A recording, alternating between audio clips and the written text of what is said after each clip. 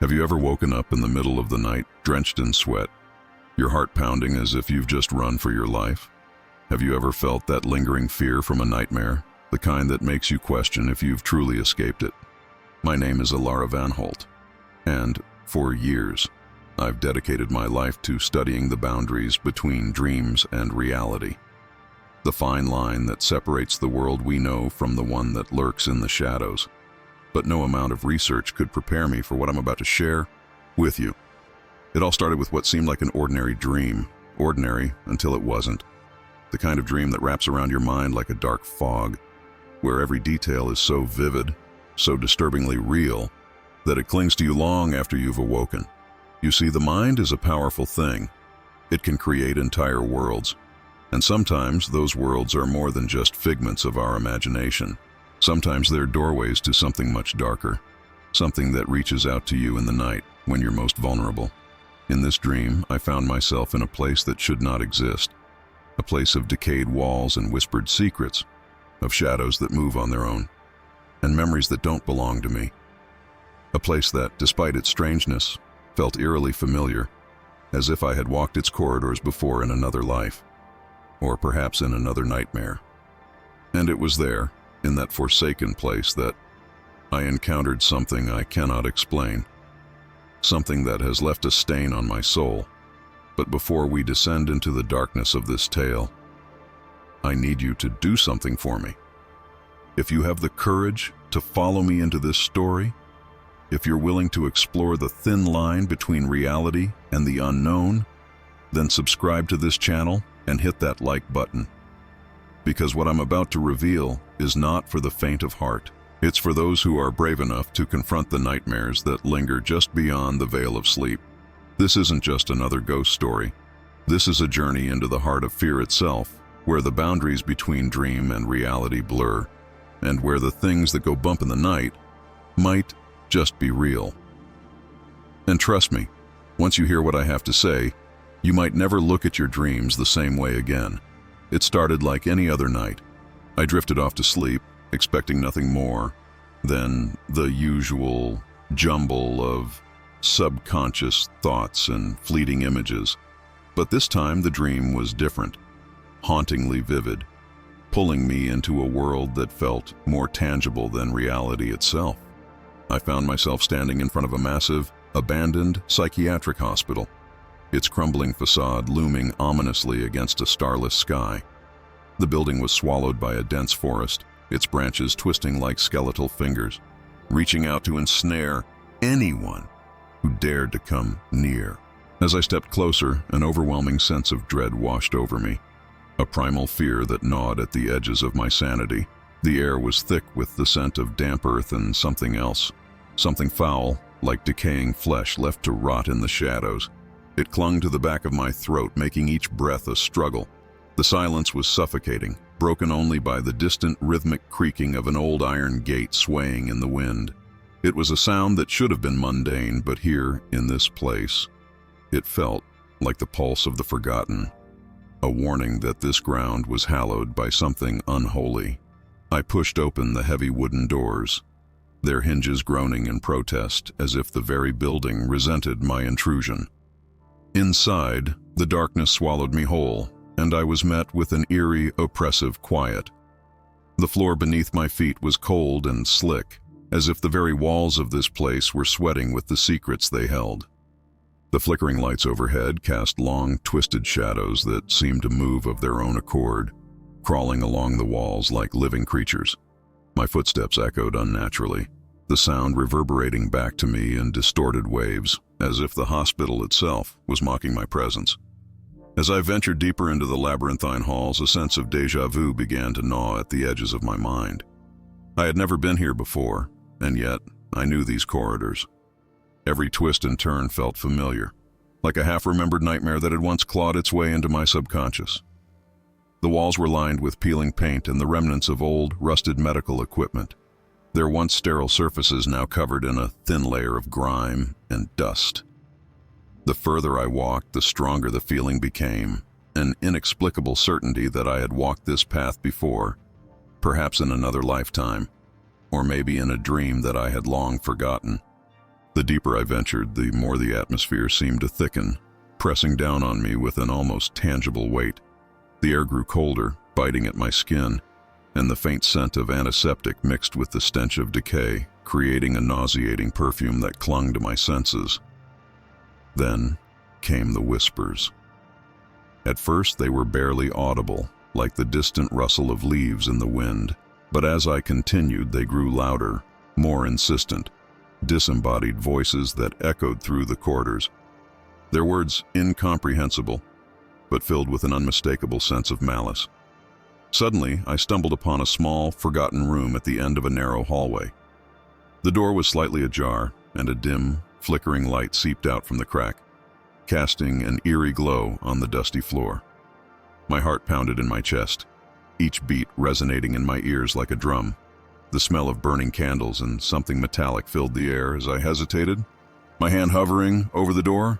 A strange compulsion gripped me, a force that urged me to push the door open, despite every instinct screaming at me to turn back. When I finally summoned the courage to enter, I was met with a sight that would forever be etched into my memory. The room was small, its walls covered in faded, yellowing wallpaper that seemed to sag under the weight of time. In the center of the room stood an old hospital bed, its once white sheets stained and torn. But it was the figure lying on the bed that stopped me in my tracks. A figure that should not have been there. A figure that defied all logic and reason. A woman lay motionless, her body twisted in an unnatural position, as if frozen in the throes of some unimaginable agony. Her face was obscured by a tangled mess of dark hair, and her skin was pale, almost translucent, with veins that pulsed a sickly blue beneath the surface. I could hear a faint, irregular breathing, a ragged gasp that seemed to come from somewhere deep within her chest. My blood ran cold as I realized that this was no ordinary dream. This was something much darker, something that had crossed the boundary between life and death to reach me. And then, as I stood there, rooted to the spot, she moved, slowly, impossibly. Her head turned towards me and I saw her eyes. Voids of blackness that stared back at me with an intensity that burned into my soul. A voice, low and rasping, whispered my name, and I felt a cold hand brush against my arm, though she never moved from the bed. My vision blurred, the room spinning around me as I fought to keep my grip on reality. I wanted to scream, to run, but my body refused to obey. All I could do was stand there paralyzed by fear as the nightmare consumed me. That's when I knew this wasn't just a dream. This was a place where the boundaries between the living and the dead were thin, where nightmares were born and where they thrived. And it was only the beginning. As I wandered deeper into the decaying corridors of the abandoned hospital, the oppressive atmosphere became suffocating, as though the very walls were closing in around me. The air was thick, almost palpable, and with each breath, it felt as if I was inhaling the memories of the tormented souls that had once been confined within these walls. The whispers that had started as faint echoes now seemed to come from every direction, circling me like invisible predators. They grew louder, more insistent, a cacophony of disembodied voices that spoke in a language I couldn't understand, but filled me with an overwhelming sense of dread. The shadows, once mere tricks of the dim light, now seemed to take on a life of their own. They slithered and writhed across the walls, stretching and contorting into grotesque shapes that defied explanation. At times I could almost make out faces in the darkness, twisted, anguished expressions that flickered in and out of existence as if they were trapped between worlds. Every time I blinked, the shadows seemed to shift, creeping closer, as though they were waiting for the moment when my guard would slip. I tried to tell myself that it was all in my head, just a product of my overactive imagination, fueled by the eerie setting. But the more I explored, the harder it became to convince myself of that. The building itself seemed alive, as if it were breathing with a life of its own, each creak and groan a reminder that I was not welcome here. The floors beneath me felt unstable, the rotting wood bending and cracking with each step, threatening to give way and swallow me into the darkness below. Suddenly I noticed something strange. Objects that should have been stationary were subtly moving. A chair that had been pushed against the wall now stood in the center of the room as if waiting for someone to sit. A broken wheelchair, its wheels rusted and cracked, was now positioned at the end of the hallway, pointing directly at me like a silent sentinel. And then there were the papers, old yellowed patient files that littered the floor, fluttering as though caught in a breeze, though there was no wind. The sense of being watched grew stronger with each passing moment, a prickling sensation on the back of my neck that made the hairs stand on end. I could feel eyes on me, many eyes, hidden in the shadows, following my every move. My heart pounded in my chest, the sound so loud it seemed to echo through the empty halls. I forced myself to keep moving, though every instinct screamed at me to turn and run. As I turned a corner, I caught a glimpse of something impossible, something that made my blood run cold. A figure, barely visible in the dim light, standing at the end of the corridor. It was tall and thin, its outline blurred as if it were not entirely solid. A mere shadow of a person. It didn't move, didn't make a sound, but its presence was palpable. A weight in the air that pressed down on me with an almost physical force. I blinked, and in that brief moment, the figure was gone, as if it had never been there at all. Psyche. My rational mind tried to dismiss it as a trick of the light, but deep down, I knew better. Something was here with me, something that didn't belong in the realm of the living. My breath came in shallow, panicked gasps as I stumbled forward, my feet dragging across the cold, slick floor. The corridor seemed to stretch endlessly before me, a tunnel of darkness with no end in sight. Then, just as I was about to turn back, I saw it, a door slightly ajar, with a faint light spilling out from the crack. The light was weak, flickering like a dying candle, but it was the first sign of anything other than darkness I had seen since entering this place. The door was old, its paint peeling and its surface scarred with deep scratches, as if someone or something had tried to claw its way through. My hand trembled as I reached for the door, my fingers brushing against the cold, rough wood.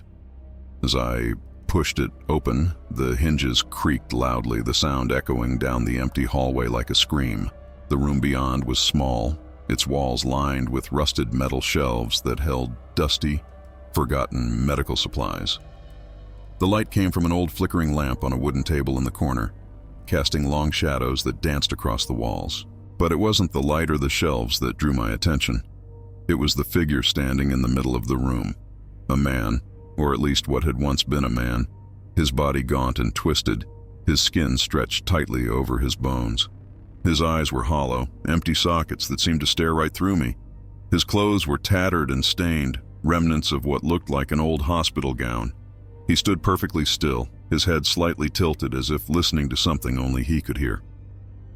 I tried to back away, but my feet felt rooted to the spot, paralyzed by a terror so intense it stole my breath away. The man's head slowly turned to face me, and for a moment, our eyes, or what should have been eyes, locked. I could feel the darkness within him, a void that seemed to reach out and wrap around me, pulling me into its depths. Then, without warning, he moved, slowly, deliberately, stepping toward me with a shuffling gait that made the floorboards creak under his weight. I wanted to scream, to run, to do anything to escape, but I couldn't move. I was trapped, caught in the grip of the nightmare that had become my reality. As the figure drew closer, the light in the room began to flicker more violently, casting the room into a strobe-like effect that made everything seem even more surreal and terrifying. The man's face, or what was left of it, twisted into a grotesque grin, his teeth yellowed and broken. And then, just as he was about to reach me, the light went out completely, plunging the room into absolute darkness. In that instant, I felt a cold, clammy hand grip my arm, and the whispers that had been following me since I entered the hospital rose to a deafening roar, 1,000 voices screaming in unison. I gasped, finally finding my voice, but the sound was swallowed by the darkness. When the light flickered back on, the room was empty. The man was gone, as if he had never been there. but the cold, lingering touch on my arm and the echoes of the whispers in my ears told me otherwise. I was no longer alone in this place. Something had found me, something that wasn't going to let me go.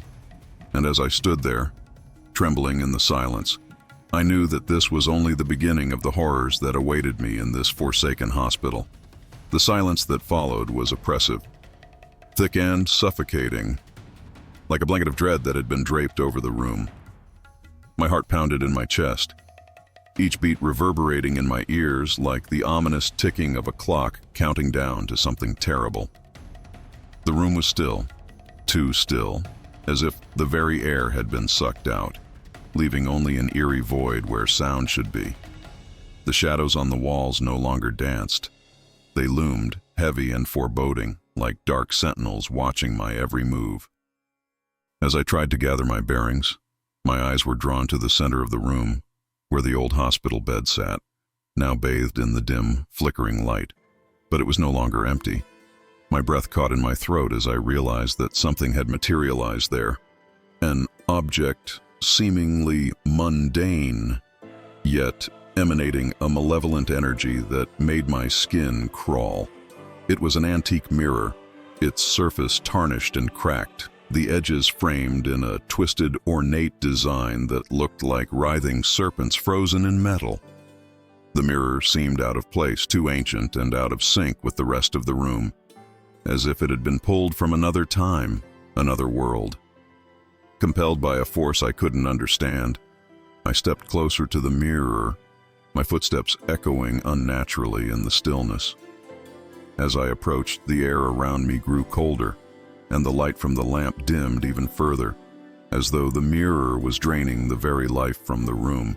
My reflection stared back at me, distorted by the cracks in the glass, but it wasn't quite right.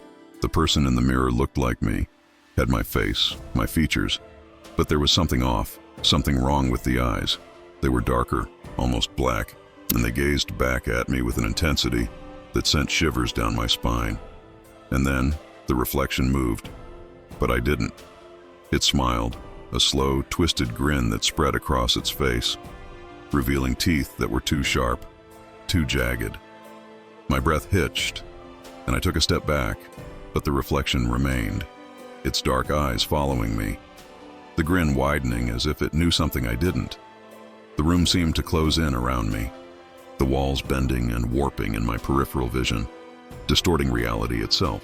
Suddenly, the mirror began to vibrate, a low, almost imperceptible hum that resonated through the floor and into my bones. The reflection's smile faded, replaced by an expression of pure malice. Its mouth opened, and a low, guttural sound emanated from the mirror. A sound that was both a growl and a whisper, a voice from the depths of something ancient and evil.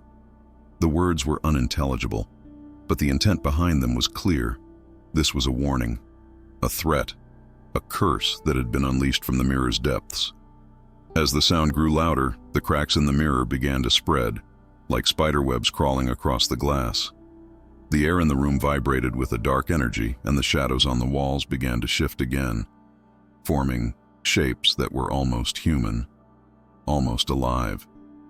I could feel their presence pressing in on me, closing the gap between reality and nightmare, and then the mirror shattered.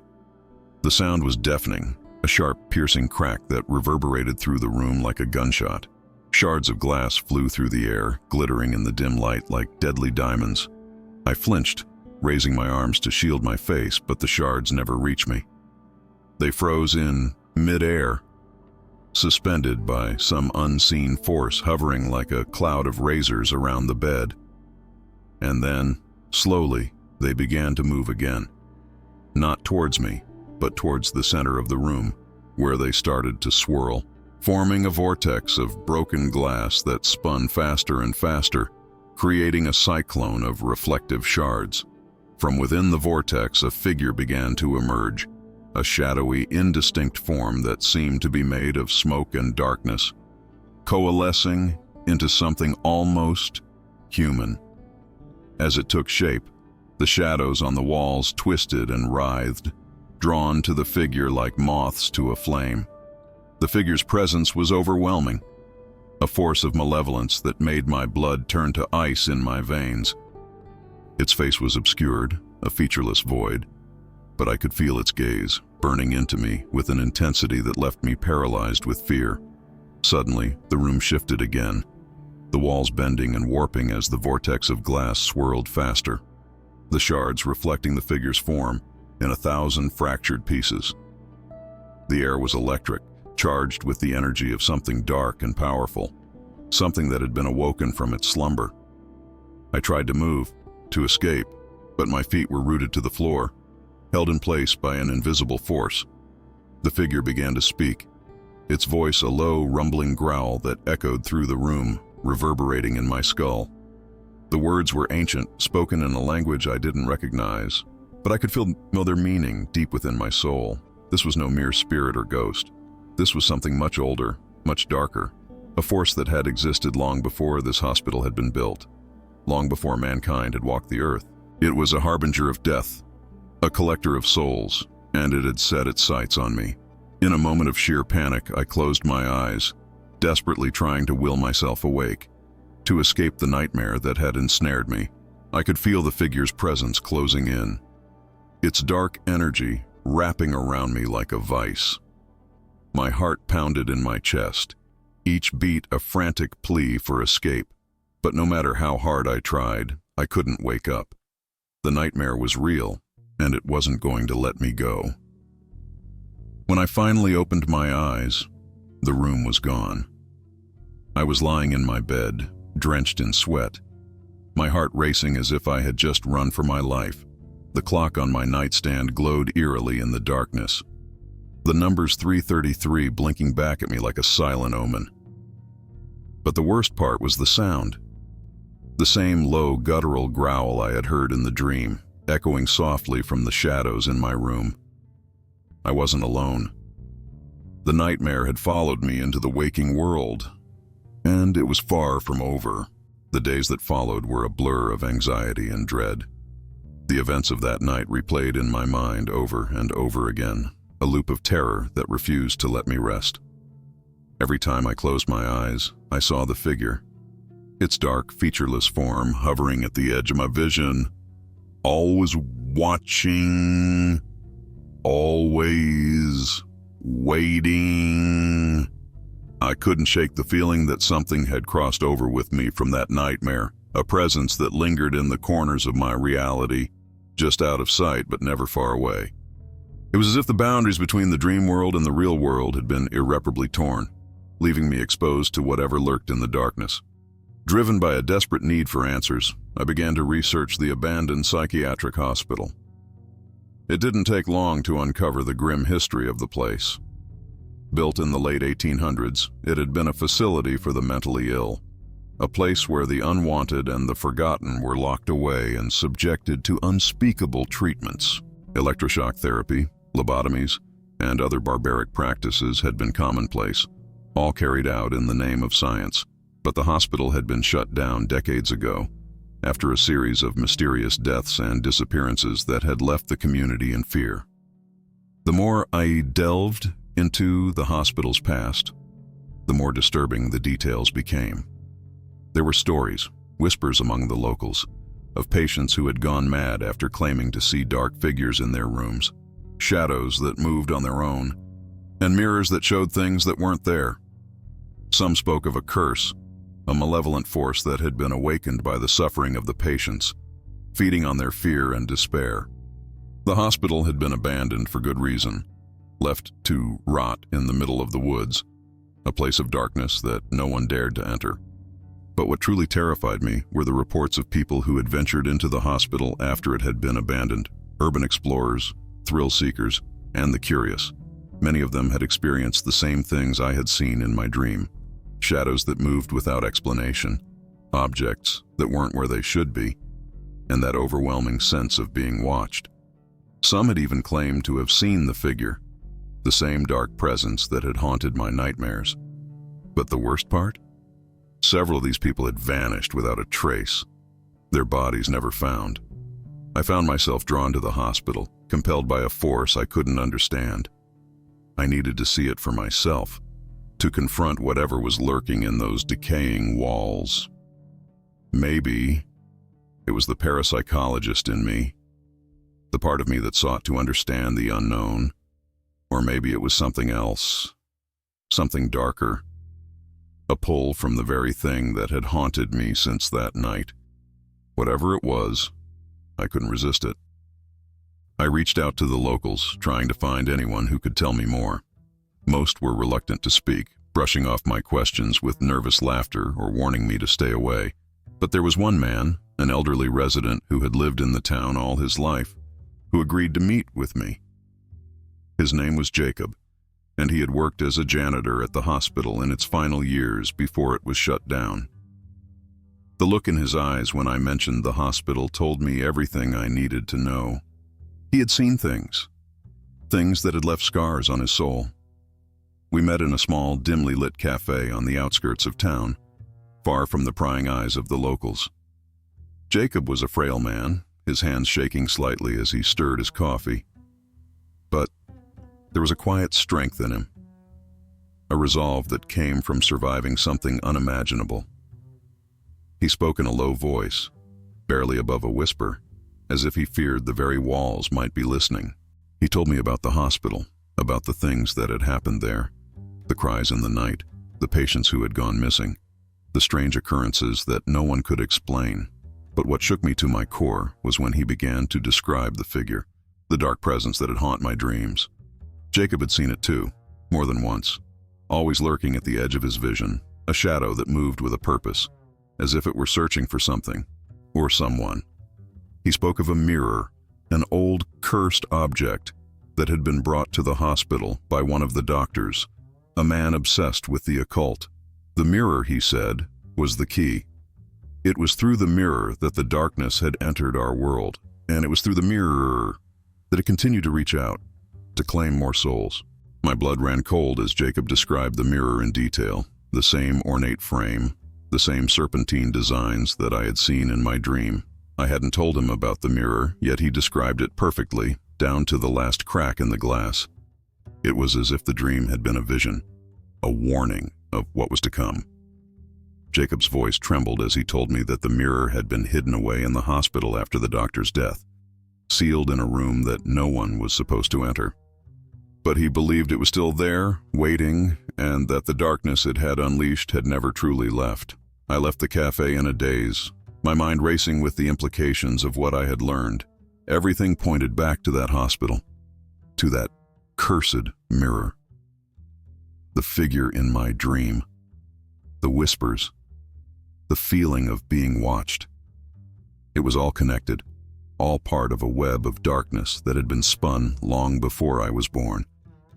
And now, it had its sights set on me. But the most terrifying realization came when I returned home. As I stepped through my front door, I felt it immediately. The same cold, oppressive presence that I had felt in the hospital. It was here, in my home, lurking in the shadows.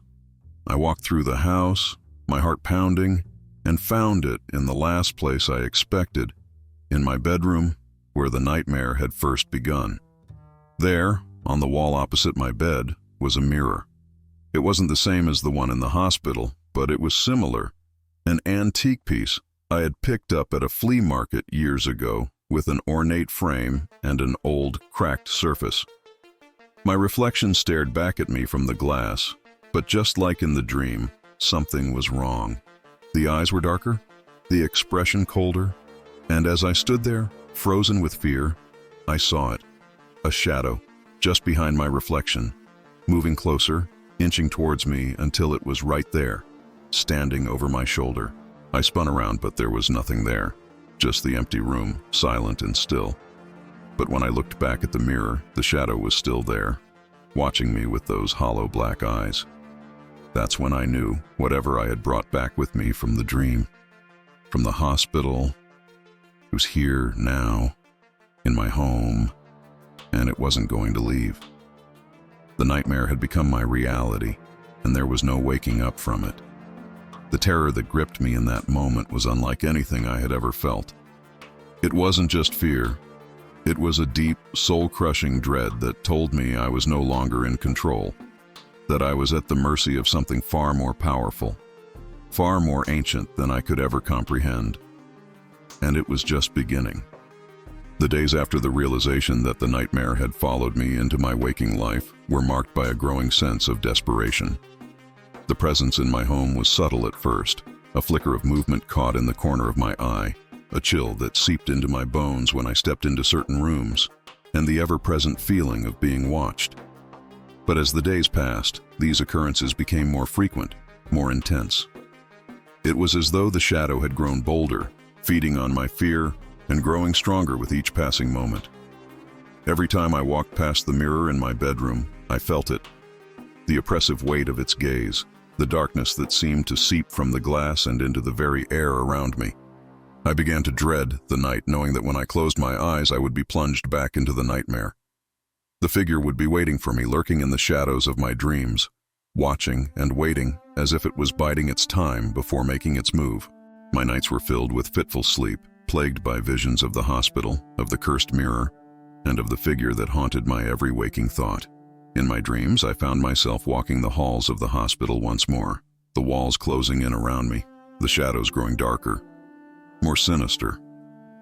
The whispers were louder now, clearer, as though they were trying to tell me something, to warn me of something that I could not yet see. But no matter how hard I tried to understand them, the words remained just out of reach, slipping through my fingers like smoke. During the day, I threw myself into my work, desperately searching for answers, for some way to rid myself of this curse that had attached itself to me. I scoured old texts on the occult, dug through ancient tomes and journals, and reached out to anyone who might have knowledge of the dark forces that were now part of my life. But every lead I followed seemed to lead to a dead end. Every answer raised more questions. The darkness was closing in, and I was running out of time. It was during one of these desperate searches that I stumbled upon something, a reference to an old legend whispered among the occult circles, about a mirror that was said to be a doorway to another world, a world of shadows and spirits, where the living had no place. According to the legend, the mirror had been created by a sorcerer who sought to communicate with the dead, but instead he had opened a portal to something far more malevolent. The mirror had passed through many hands over the centuries, leaving a trail of madness and death in its wake, until it had finally been sealed away, hidden from the world.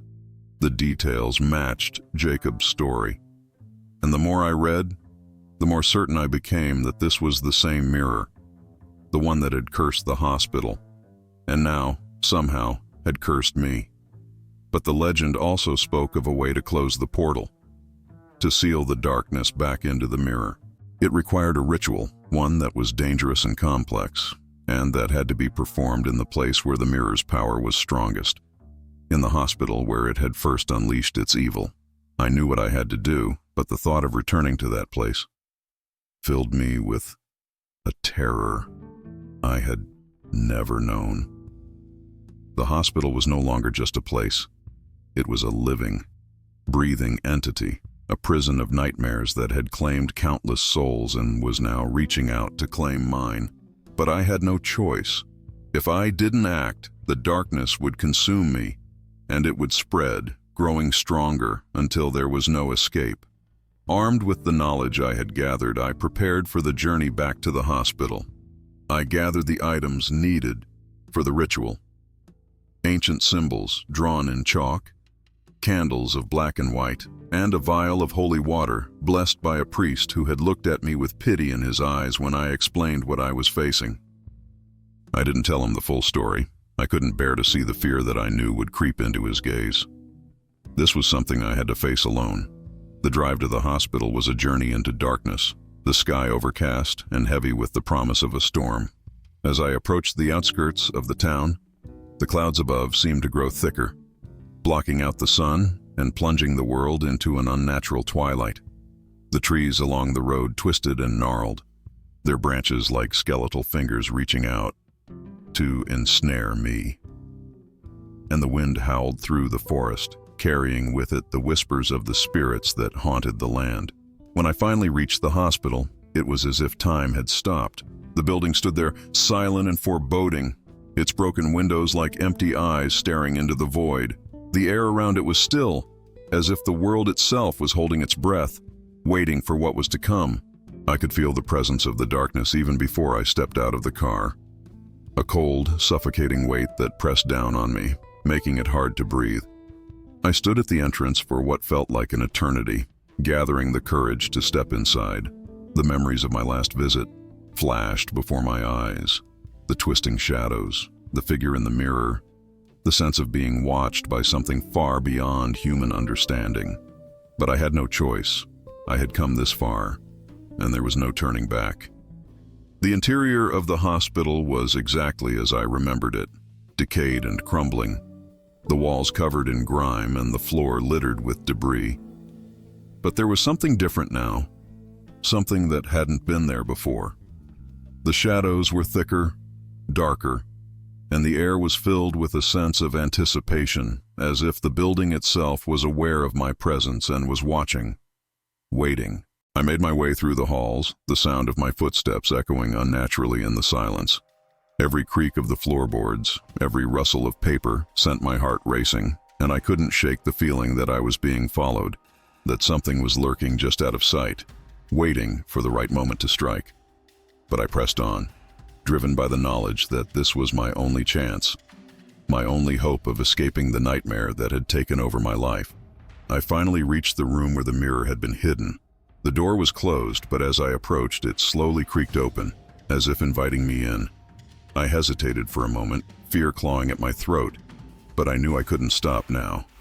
I stepped inside, and there it was, the mirror, standing in the center of the room, its surface reflecting nothing but darkness. The air around it was colder than the rest of the building, and I could feel the presence of the figure, the same one that had haunted my dreams, lurking within the glass, watching me with those hollow black eyes. I set to work quickly, drawing the symbols on the floor around the mirror, placing the candles at the points of a circle, and preparing the holy water. My hands trembled as I worked, and every now and then, I would catch a glimpse of movement in the mirror, shadows twisting and writhing, faces that flickered in and out of existence, and the dark figure, always watching, always waiting. As I began the ritual, the air in the room grew heavy, charged with a dark energy that made it hard to breathe. The shadows on the walls began to move, swirling around me like a vortex, and the whispers grew louder, more insistent, as if they were trying to drown out my voice. I could feel the presence of the darkness, the malevolent force that had been unleashed by the mirror, closing in on me, pressing down on me from all sides. And then the figure stepped out of the mirror. It was no longer just a shadow, no longer just a presence. It was real, solid, and terrifyingly close. It moved slowly, deliberately, its hollow eyes locked on mine, and I could feel its cold breath on my skin. I was frozen in place, unable to move, unable to think, as it reached out a hand, its fingers long and thin, like the talons of some ancient beast. In that moment, I knew that I was facing something far beyond my understanding, something that had been waiting for this moment, feeding on my fear, growing stronger with each passing day. It had no face, no form, but its presence was overwhelming, a force of pure evil that sought to consume me, to drag me into the darkness and make me a part of its world. With every ounce of strength I had left, I completed the ritual, speaking the final words with a voice that trembled with fear.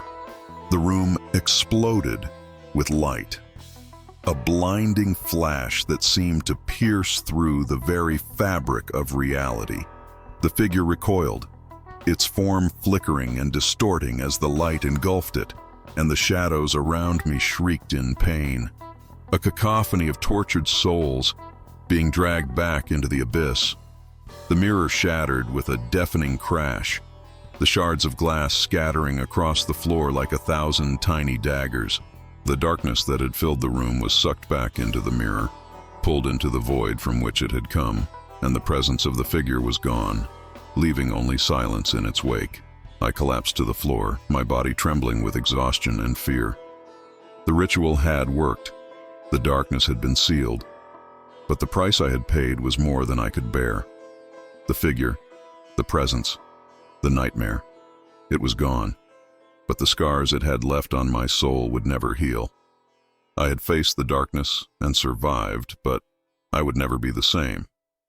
As I lay there on the cold, hard floor, the reality of what I had done began to sink in. The nightmare was over, but the darkness had left its mark on me, a stain that would never fade. I had looked into the abyss and it had looked back, leaving a part of itself within me. And as I stood up and made my way out of the hospital, the weight of that realization settled over me like a shroud, a reminder that the darkness was never truly gone. It was always there, lurking in the shadows, waiting for the next soul to claim. I left the hospital that night believing that I had finally sealed the darkness away, that the nightmare had been banished back to whatever hellish dimension it had come from. But as the days passed, a gnawing doubt began to creep into my mind, an unsettling feeling that I hadn't truly escaped. The shadows in my home no longer moved on their own, and the oppressive presence had lifted, but something still felt wrong, as though a piece of the darkness had clung to me, hidden away in the recesses of my mind. It wasn't long before the nightmares returned. At first they were fragmented. Flashes of the hospital, glimpses of the mirror, the faint echo of those disembodied whispers that had haunted me since the beginning. But as the nights went on, the dreams grew more vivid, more intense, till I was, once again, plunged into the nightmare that had consumed my life. The hospital loomed in my dreams, its corridors stretching endlessly before me, and the darkness that I thought I had banished was there, waiting for me with open arms. The worst part was the feeling of inevitability, as if I was being drawn back into the nightmare by forces beyond my control. Every time I closed my eyes, I found myself standing before the mirror once again, the same dark figure reflected in its cracked surface, its hollow eyes watching me with a malevolent hunger. It was as though the ritual I had performed hadn't truly sealed the darkness away. It had only delayed the inevitable. One night the nightmare took a turn for the worse. I found myself standing in the heart of the hospital, in the very room where the mirror had been shattered. But the mirror was no longer broken. It stood whole and intact, its surface smooth and polished, reflecting the dim light of the room.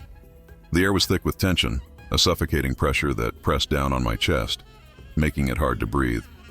The shadows on the walls twisted and writhed, forming grotesque shapes that seemed to reach out for me, their dark tendrils coiling around my limbs, pulling me closer to the mirror. As I stared into the mirror, I saw something that made my blood run cold. My reflection wasn't alone. Behind me, just out of sight, stood the figure, its dark form barely visible in the dim light. It was closer now, so close that I could feel its cold breath on the back of my neck. The whispers grew louder, filling my ears with a cacophony of voices that spoke in a language I couldn't understand, but that filled me with a primal terror. I wanted to turn around, to confront whatever was lurking behind me, but I couldn't move. My body was frozen, locked in place by an unseen force that held me in its grip. The figure in the mirror began to move, its hand reaching out towards me, its fingers long and thin, like the claws of some ancient predator. The whispers intensified, their voices overlapping until they were a deafening roar, drowning out all other sound. And then the figure spoke. Its voice was low and guttural, a sound that seemed to come from the depths of the earth itself. The words were incomprehensible, but their meaning was clear. They were a command, a summons that I couldn't ignore. My reflection's eyes locked onto mine, and I felt a pull, a force that drew me closer to the mirror, closer to the darkness that awaited me on the other side. I fought against it with everything I had, but it was no use. The force was too strong, too powerful, and I was being dragged towards the mirror, towards the figure that was now fully visible in the glass.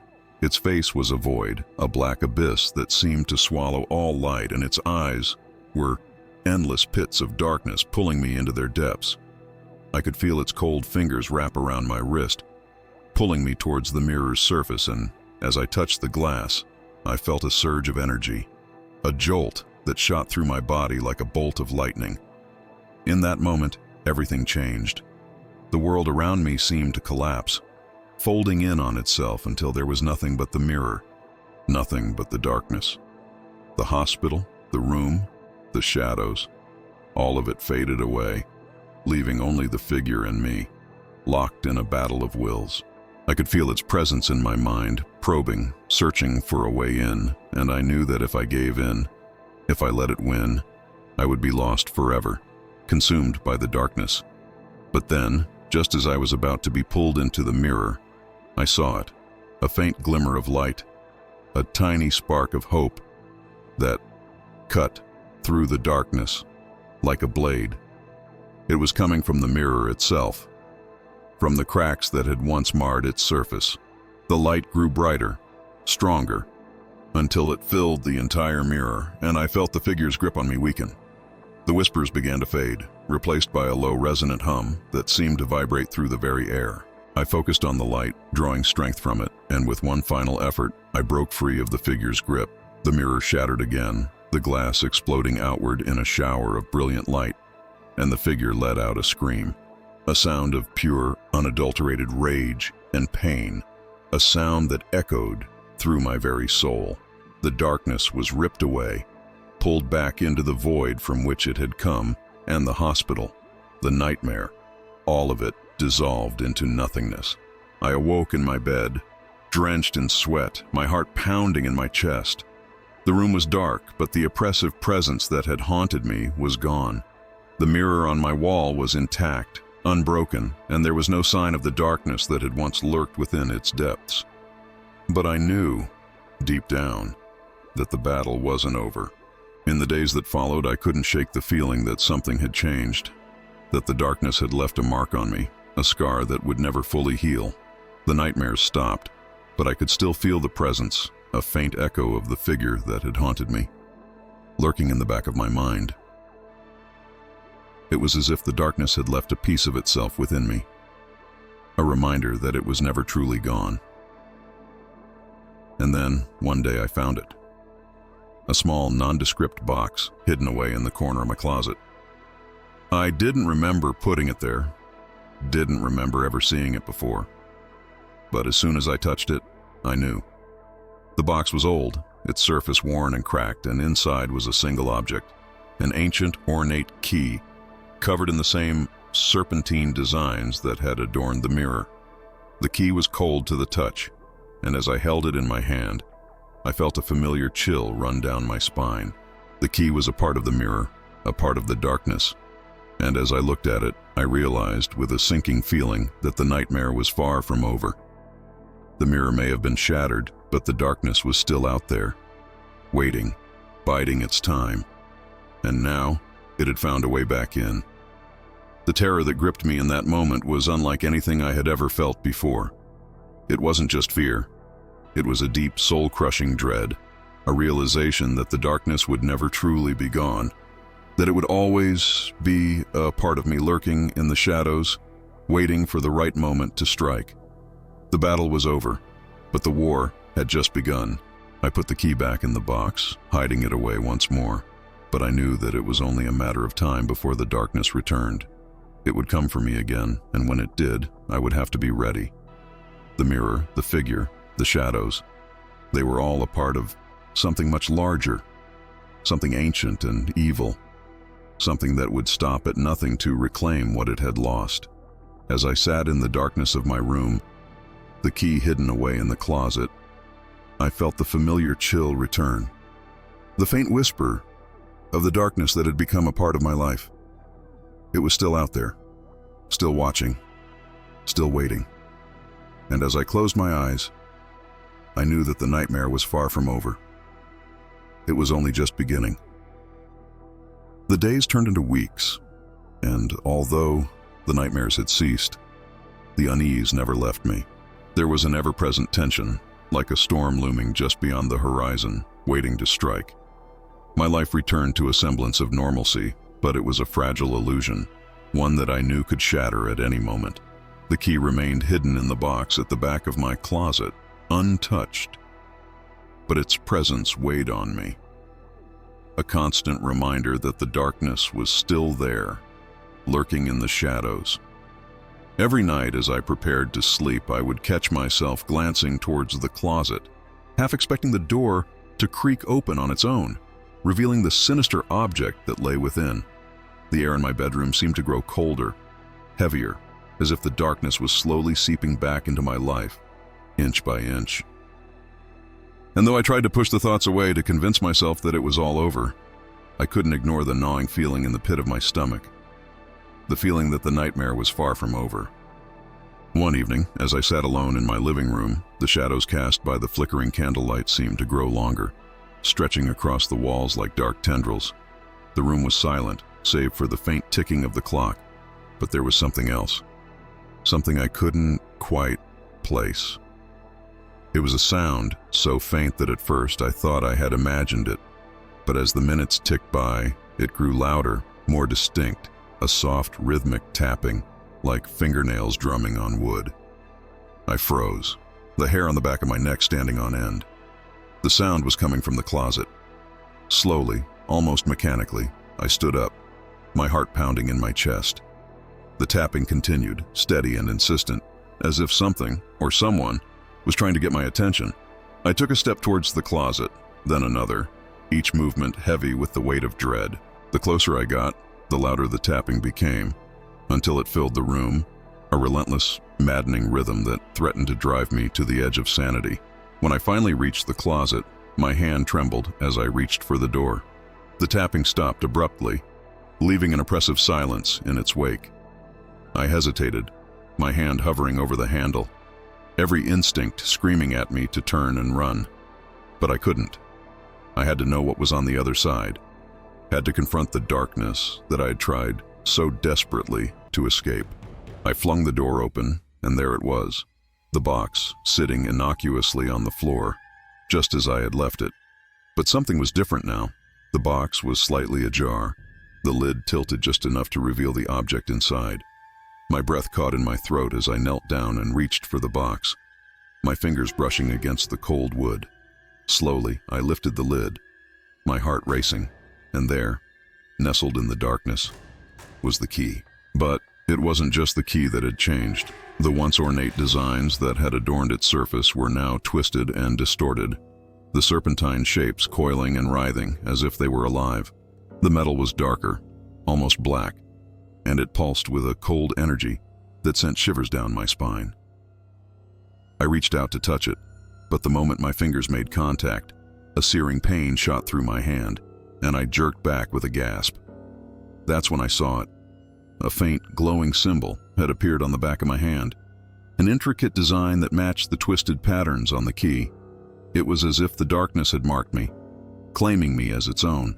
The pain subsided, but the symbol remained, burning with an eerie light that seemed to pulse in time with my heartbeat.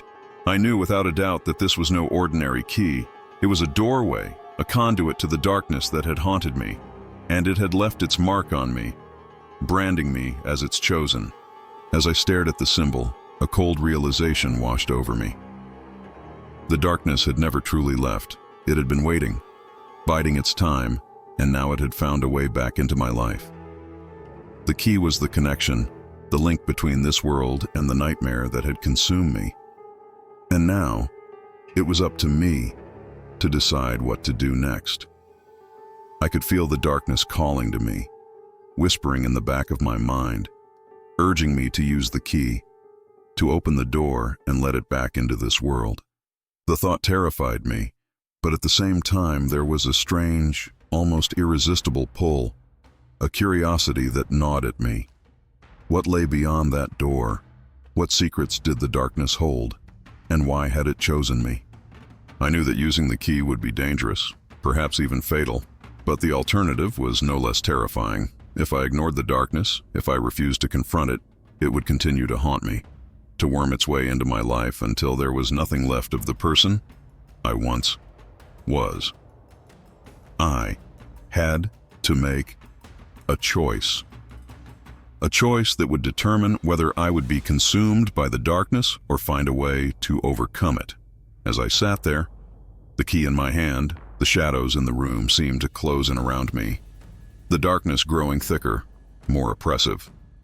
The symbol on my hand pulsed with an almost hypnotic rhythm, and I knew that whatever I decided, there would be no turning back. The key was a doorway, a link to the nightmare, and it was up to me to decide whether to open that door or lock it away forever. But what if the nightmare wasn't just about me? What if the darkness was more than just a figment of my imagination, more than just a manifestation of my fears? What if it was real, and it was spreading, infecting others, drawing them into its web? The thought sent a chill down my spine, and I realized with a sinking feeling that the choice I made would not just affect me, it would affect everyone around me. I couldn't escape the darkness, but I could try to control it, to keep it from spreading, from consuming more innocent lives. But to do that, I would need to understand it, to confront it head on. I would need to use the key to open the door and face whatever lay on the other side. It was a terrifying prospect, but it was the only way. I had to know the truth, no matter the cost. Taking a deep breath, I stood up, the key clenched tightly in my hand. The shadows in the room seemed to pulse with anticipation, as if they knew what I was about to do. The symbol on my hand burned brighter, its light cutting through the darkness, guiding me towards the decision I knew I had to make. The time had come to confront the nightmare, to face the darkness and whatever horrors it held.